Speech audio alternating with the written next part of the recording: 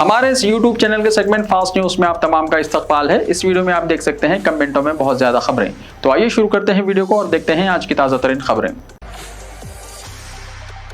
तेलंगाना में मिलावटशुदा दूध की तैयारी और फरोख्त का पर्दाफाश। पुलिस ने जिले यादाद्री भोंगिर में मिलावटशुदा दूध की तैयारी और फरोख्त करने वालों के खिलाफ कार्रवाई की है। पोचमपल्ली मंडल का पांडू नामी शख्स मिलावटशुदा दूध फरोख्त कर रहा था।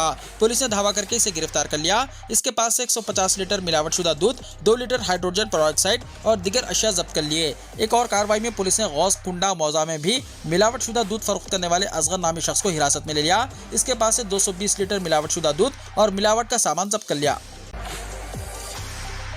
चीफ मिनिस्टर तेलंगाना और साबिक आरबीआई गवर्नर की मुलाकात। चीफ मिनिस्टर तेलंगाना रेवंत रेड्डी से आरबीआई के साबिक गवर्नर रघुराम राजन ने आज मुलाकात की। चीफ मिनिस्टर और रघुराम राजन की मुलाकात रेवंत रेड्डी की खामगाह वाक़ जुबली हिल्स में हुई। इत्तलात हैं कि उनके दरमियान रियासत की मुआशी सूरत हाल और तरक्की से मुताल्लिक़ हिकमत अमली पर तबादला ख्याल हुआ।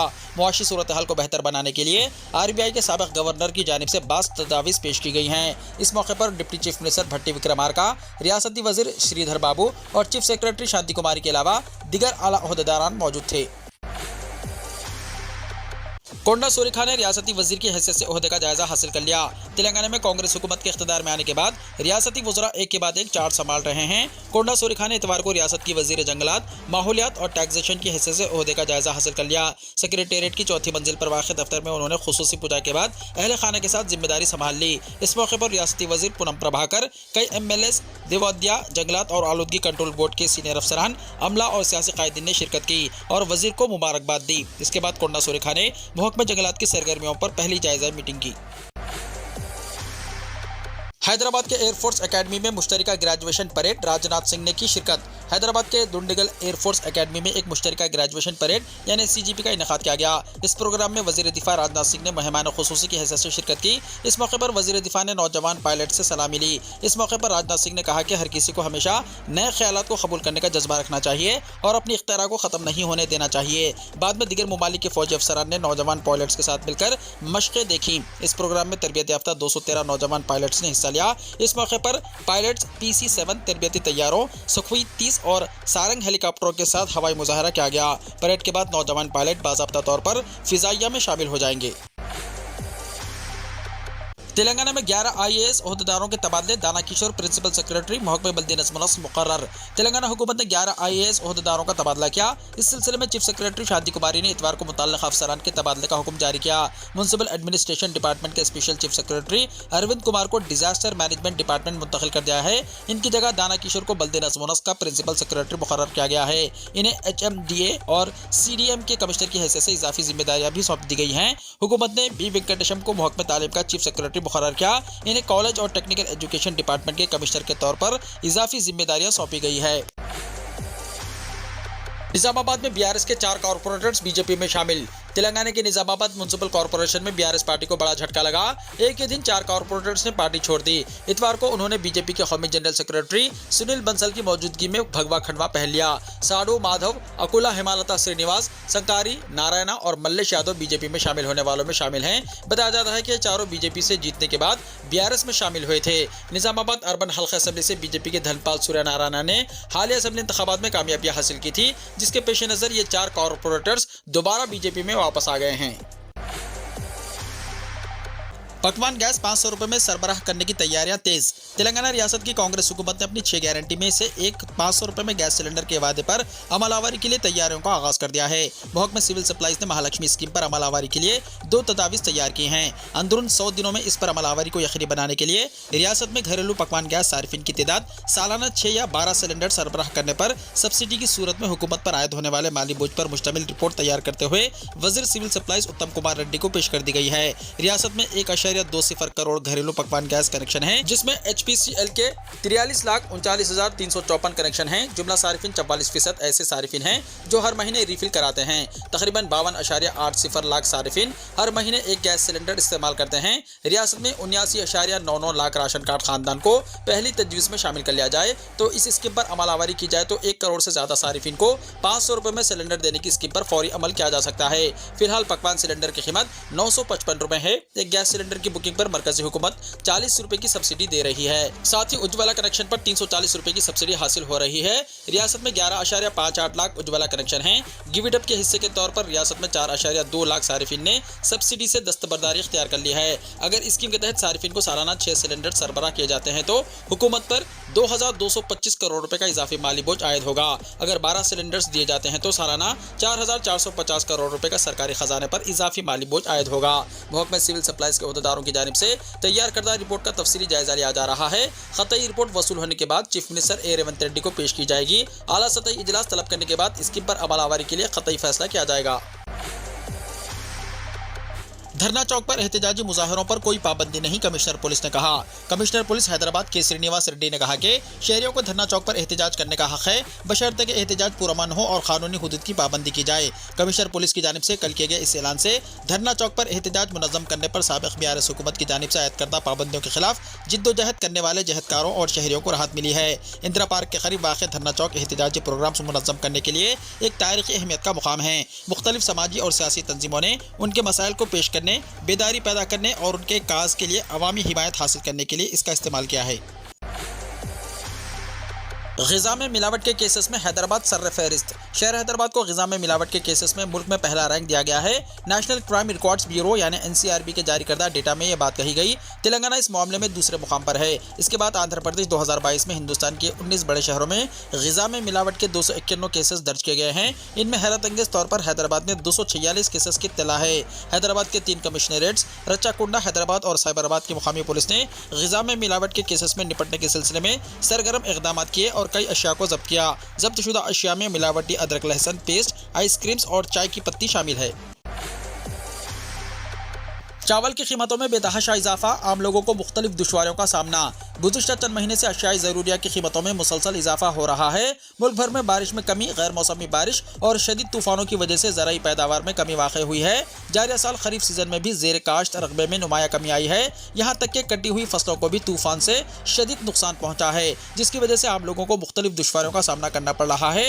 इम्कान है कि आने वाले दिनों में ज़रई अजनास खास तौर पर चावल की कीमतों में मज़ीद इजाफा हो सकता है। जबकि मार्केट में जवार की कीमत आसमान को छू रही है। बाजार में 1 किलो जवार 80 रुपये में फरोख्त की जा रही है। बारिश में कमी और गैर मौसमी बारिश जैसी सूरत हाल के पेश नज़र तेलंगाना, आंध्र प्रदेश और कर्नाटका रियासतों में फी कुंटल मियारी चावल पर 800 से लेकर 1000 रुपये तक इजाफा हुआ है। जबकि आम किराना शॉपों में फी किलो मियारी चावल 60 रुपये से ज़ायद कीमत में फरोख्त किया जा रहा है। इसके अलावा चावल की कीमतों में मजीद इजाफे के इम्कानात हैं। कहा जा रहा है कि इस वक्त मार्केट में मिलर्स के पास वाफिर स्टॉक मौजूद है, लेकिन ताजिर मसनूई किल्लत पैदा कर रहे हैं। वो चावल की कीमतें बढ़ाकर मुनाफा हासिल करने की कोशिश कर रहे हैं। बताया जाता है कि आम लोगों की जानिब से खरीदे गए चावल की कीमतों पर कोई कंट्रोल नहीं है। अगरचे मिलर्स अपनी मर्जी के मुताबिक कीमतें बढ़ा रहे हैं, लेकिन हुकूमत कई सालों से कंट्रोल करने के इक़दाम नहीं कर रही है। वाज़ेह है कि साबिक़ में कुदरती आफात और मौसमियाती तब्दीलियों की वजह से फसल की पैदावार कम होने और किसानों को नुकसान पहुँचने पर भी महकमा सिविल सप्लाईज के हुक्काम ताजिरों को गैर कानूनी सरगर्मियों से रोकने के लिए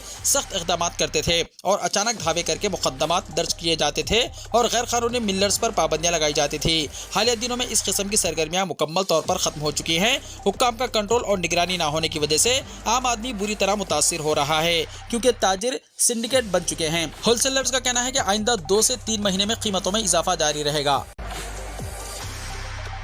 कौसर मोहिउद्दीन असेंबली के 4 पैनल स्पीकर्स में शामिल। तेलंगाना कानून साज असेंबली में 4 अरकान को पैनल स्पीकर्स में शामिल किया गया है, जिनमें मजलिस रुकन कौसर मोहिउद्दीन भी शामिल हैं। रियासती असेंबली में स्पीकर असेंबली जी प्रसाद कुमार ने अपोजिशन लीडर के तौर पर चंद्रशेखर राव के नाम का ऐलान करने के बाद 4 पैनल स्पीकर के नामों का भी ऐलान किया, जिनमें शहर के कारवान असेंबली हल्के से नुमाइंदगी करने वाले मजलिस के रुकन असेंबली कौसर मोहिउद्दीन के अलावा कांग्रेस के 2 अरकान आर प्रकाश रेड्डी, बालू नायक और CPI के रुकन के सांबा शिवाराव भी शामिल हैं।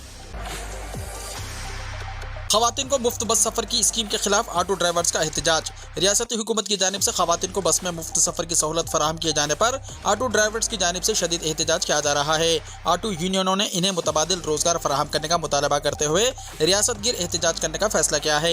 मुख्तलिफ इलाकों में ऑटो ड्राइवर्स की जानिब से मुजाहरे किए जा रहे हैं। इस दौरान ऑटो ड्राइवर्स की तमाम यूनियनों ने मुत्तहदा तौर पर आज से 21 दिसंबर तक एहतजाजी प्रोग्राम्स चलाने का ऐलान किया है। इस दौरान कलेक्टरेट्स, तहसीलदारों के दफातर, बस डिपोज पर धरने मुनज़्ज़म नज़म करते हुए ओहदेदारों को याददाश्त हवाले करने का प्रोग्राम शुरू किया गया है। Auto and taxi drivers union की अपील पर आज रियासत के मुख्तलिफ इलाकों में एहतजाजी प्रोग्राम मुनक्किद किया गया और कलेक्टरों को याददाश्त पेश की गई। ऑटो यूनियनों ने खबरदार किया है कि अगर उनके मसले पर फौरी तवज्जो नहीं दी गई तो वो अपने एहतजाज में शिद्दत पैदा करेंगे।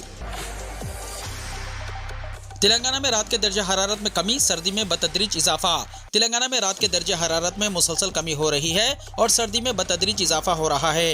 मेट्रोलॉजिकल डिपार्टमेंट यानी महकमे मौसमियात ने आइंदा 2-3 दिनों में रात के दर्जे हरारत में काबिल लिहाज कमी होने की पेशकशी की है। तेलंगाना के शुमाली और वस्ता अजला में रात के दर्जे हरारत में 2 डिग्री सेल्सियस की कमी का इम्कान जाहिर किया गया है। मौसम में इस अचानक तब्दीली को जुनूब मशरक़ी इलाके से चलने वाली हवाओं से मंसूब किया जा रहा है। चोरी के केस में मां को जेल, मां के जुर्म से बेखबर बेटी लगा रही है जेल के चक्कर, जज्बाती वीडियो वायरल। चोरी के केस में एक खातून को जेल में भेज दिया गया, ताहम इसकी कमसी लड़की को इस बात का पता नहीं कि उसकी मां को क्यों जेल में रखा गया है, लेकिन वो मां से मुलाकात करने के लिए जेल के चक्कर लगा रही है। मां से मुलाकात के लिए 8 साल रोती हुई लड़की का वीडियो सोशल मीडिया पर तेजी के साथ वायरल हो गया। ये वाक़या आंध्र प्रदेश के जिले कर्नूल में पेश आया। तफसीलात के मुताबिक कर्नूल में वाक़ डिस्ट्रिक्ट सब जेल की मेन गेट पर यह लड़की पहुंची जो इस बात से बेखबर थी कि इसकी मां को क्यों जेल में रखा गया है। ये लड़की जेल की गेट के करीब अम्मी अम्मी कहकर पुकारती जा रही थी और रोती जा रही थी। वो अपनी मां से मिलने के लिए काफी बेचैन नजर आ रही थी। इसकी मां चोरी के एक मामले में पकड़ी गई थी, जिसके बाद पुलिस ने इसको रिमांड कर दिया था। इसे महिला सब जेल में रखा गया। ये लड़की नहीं जानती कि इसकी मां ने क्या जुर्म किया है, सिर्फ मां से दूरी का गम इसको सता रहा है, इसीलिए वो मुलाकात के लिए जेल पहुंच गई। ताहम मां और बेटी के रिश्ते में जेल की दीवार हायल हो गई। ये वीडियो सोशल मीडिया पर वायरल हो गया। इस जज्बाती मंजर को देखने वालों की आंखों में आंसू थे। ये लड़की अम्मी अम्मी कहकर पुकार रही थी। मां की जुदाई और दर्द ने इस लड़की को जेल तक जाने के लिए मजबूर किया। मुकामी अफराद की दरख्वास्त पर जेल हुक्काम ने मां को जेल से तलब करते हुए बेटी से मिला दिया। बाद अज़ां लड़की को घर भेज दिया गया। 3 रियासतों में शिकस्त के बाद कांग्रेस ने बुलाई CWC की मीटिंग। 2024 के आम इंतखाबात की हिकमत अमली पर हो सकती है बातचीत। कांग्रेस ने 21 दिसंबर को अपनी वर्किंग कमेटी की मीटिंग बुलाई है, जिसमें 2024 के आम इंतखाबात की हिकमत अमली पर तबादला ख्याल किया जाएगा और भारतीय जनता पार्टी यानी BJP का मुकाबला करने के लिए इंतखाबी मुहिम की मनसूबाबंदी की जाएगी। ज़राए ने बताया कि ये meeting all India Congress committee के सदर दफ्तर में होगी। ये meeting opposition group Indian national development inclusive alliance यानी इंडिया की 19 दिसंबर को होने वाली मीटिंग के 2 दिन बाद होगी और इस दौरान सीटों की तकसीम और इंतखाबी मुहिम पर तबादला ख्याल होने का इम्कान है। मुसलमान इख्तिदार से बाहर, पहली बार मरकज समेत 15 रियासतों में कोई मुस्लिम वजीर नहीं। बहुत चौंकाने वाली बात यह है कि पहली बार मरकज समेत 15 रियासतों की हुकूमत में एक भी मुस्लिम वजीर नहीं होगा। इनमें आसाम, गुजरात और तेलंगाना जैसी बड़ी रियासतें भी शामिल हैं, जहां मुसलमानों की आबादी 45 लाख से ज्यादा है। मुल्क में मुसलमानों की आबादी तकरीबन 14% है, जो कि हिंदुओं के बाद सबसे ज्यादा है। 5 रियासतों में हालिया इंतखाबात के बाद हुकूमत साजी के अमल में मुसलमानों की शिरकत यकीनी नहीं दिखाई दे रही है। कांग्रेस के ज़ेर इख्तिदार तेलंगाना में काबीना में तोसी हो गई है। तेलंगाना में पार्टी ने तमाम मसावात को सुलझा दिया, लेकिन एक भी मुसलमान को वजीर नहीं बनाया। BJP की हुकूमत वाली मध्य प्रदेश, राजस्थान और छत्तीसगढ़ में भी मुसलमानों के वजीर बनने के इम्कानात सिफर हैं, क्योंकि तीनों रियासतों में एक भी मुस्लिम MLA BJP के निशान पर जीतकर ऐवान में नहीं पहुंचा है। पहली बार मरकजी हुकूमत में एक भी मुस्लिम वजीर नहीं है। अखिलती वजारत की कमान स्मृति ईरानी के पास है, जिनका ताल्लुक हिंदू बरादरी से है। मोदी हुकूमत के पहले दौर में निजमा हब्दुल्ला और मुख्तार नकवी जैसे मुस्लिम लीडरों को वजीर बनाया गया। मुख्तार को दूसरी मुद्दत में भी वजीर बनाया गया था, लेकिन 2021 की काबीना की तोसी में इन्हें हटा दिया गया था। उमर अब्दुल्ला और सैयद शाहनवाज हुसैन BJP के अटल बिहारी हुकूमत में वजीर थे। दिलचस्प बात यह है कि मरकज में 7 बड़े ओहदों पर एक भी मुसलमान नहीं है। इनमें सदर, नायब सदर, स्पीकर, चीफ जस्टिस, वजीर आजम, चीफ इलेक्शन कमिश्नर और राज्यसभा में अपोजिशन लीडर के ओहदे शामिल हैं। इस वक्त मुल्क में 28 गवर्नर मुकर्रर हैं, जिनमें से सिर्फ 2 मुसलमान हैं, अब्दुल नजीर आंध्र प्रदेश और केरला आरिफ खान। सुप्रीम कोर्ट में इस वक्त कुल 34 जज हैं, जिनमें से एक जज मुस्लिम कम्युनिटी से है। मुल्क में कुल 29 रियासतें हैं, जिनमें से 15 रियासतों में पहली बार एक भी मुस्लिम वजीर नहीं होगा। 6 रियासतों गुजरात, आसाम, हरियाणा, उत्तराखंड, हिमाचल, तेलंगाना और शुमाल मशरिक में भी तस्वीर पूरी तरह वाज़े हो चुकी है। इन रियासतों में एक भी मुस्लिम वजीर नहीं है। आसाम में 1 करोड़ से ज्यादा मुसलमान हैं, जबकि तेलंगाना में मुसलमानों की आबादी तकरीबन 45 लाख है। वजीर आला की बात करें तो इस वक्त मुल्क की किसी भी रियासत में एक भी मुस्लिम वजीर आला नहीं है।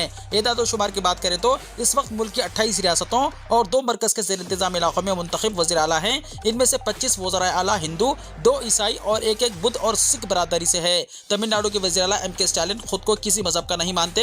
एक बयान में उन्होंने खुद को मुल्हिद करार दिया है। तहम जिस कम्युनिटी से स्टालिन आते हैं, हिंदुस्तान में हिंदू मजहब के तौर पर दर्जाबंदी की जाती है। जम्मू एंड कश्मीर में पहले मुसलमान वज़ीर आला बनते थे, लेकिन 2019 के बाद से वहाँ इलेक्शन नहीं हुए। सुप्रीम कोर्ट ने सितंबर 2024 तक इलेक्शन कराने की हिदायत की है। साथ ही माहिरीन का कहना है कि जिस तरह से नई हदबंदी की गई है, इससे वहाँ मुस्लिम वज़ीर आला बनने के इम्कानात बहुत कम हो गए हैं। आज़ादी के बाद मरकजी काबीना में 3 से 4 मुस्लिम वज़ीर थे, जिन्हें बड़े महकमे मिले थे। जाकिर हुसैन को नेहरू के दौर में नायब सदर बनाया गया था। नेहरू की मौत के बाद हुसैन हिंदुस्तान के सदर भी बने।